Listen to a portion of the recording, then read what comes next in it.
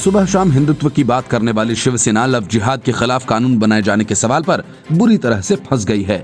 इसलिए वो कभी बिहार, कभी नीतीश कुमार की बात करती है तो कभी पाकिस्तान की।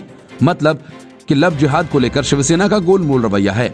सत्ता में बने रहने के लिए ये कानून भी नहीं बनाना चाहती और न ही ये चाहती है कि उसकी हिंदुत्ववादी छवि को कोई आँचाए। यही वजह है कि बीजेपी नेता देवेंद्र फडणवीस ने शिवसेना को लपेटे में लिया और कहा कि महाराष्ट्र में पिछले साल राष्ट्रवादी कांग्रेस पार्टी और कांग्रेस के साथ सरकार बनाने के बाद शिवसेना ने लव जिहाद पर अपना रुख नरम कर लिया है। फडणवीस ने शिवसेना के सांसद संजय राउत पर उनके बयान को लेकर भी कटाक्ष किया, जिसमें उन्होंने बिहार में लव जिहाद के खिलाफ किसी तरह के कानून बनाने पर सवाल उठाया था। देवेंद्र फडणवीस ने कहा कि एक समय शिवसेना वैलेंटाइंस डे मनाए जाने का तीखा विरोध करती थी और प्रेमी जोड़ों की पिटाई करती थी।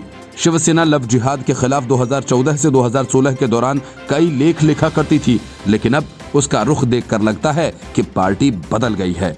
संजय राउत की टिप्पणी के बारे में फडणवीस ने कहा कि मुझे हैरानी है कि प्रगतिशील राज्य होने के बावजूद किसी कानून के लिए महाराष्ट्र को बिहार की ओर देखना पड़ रहा है।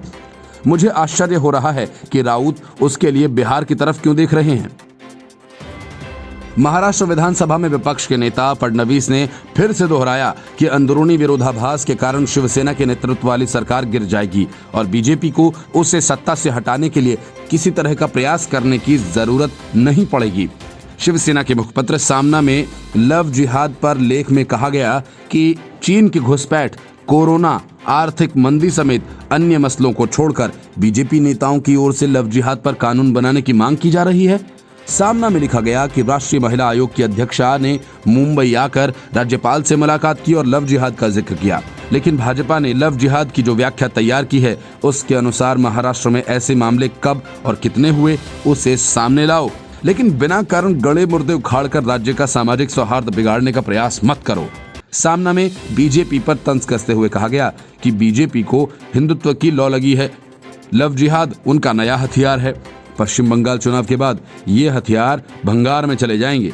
लव जिहाद का मामला कहीं शुरू होगा तो वो पाकिस्तान और बांग्लादेश है। पाकिस्तान के हिंदू समाज की महिलाएं और लड़कियां अत्यंत सुरक्षित तरीके से जीवन यापन कर रही हैं। सामना में शिवसेना ने कहा, लव जिहाद की जड़ पाकिस्तान में है और अब जड़ को उखाड़े बिना कोई विकल्प है नहीं। ये समझ लेना आवश्यक है। लव जिहाद की कमर तोड़नी हो तो उसकी जड़ मतलब पाकिस्तान पर हमला करो। मतलब हिंदुस्तान के हर राज्य में इसको लेकर आंदोलन और कानून आदि बनाने की नौबत नहीं आएगी। हिंदुत्व के मसले पर सामना में लिखा गया कि शिवसेना का हिंदुत्व कायम है, लेकिन हमारा हिंदुत्व मतलब खोमेनी छाप धार्मिक उन्माद और उस पर तैरती राजनीति नहीं है। लव जिहाद मतलब सिर्फ दो विभिन्न धर्मावलंबियों का एक दूसरे से निकाह तक ही मर्यादित है क्या?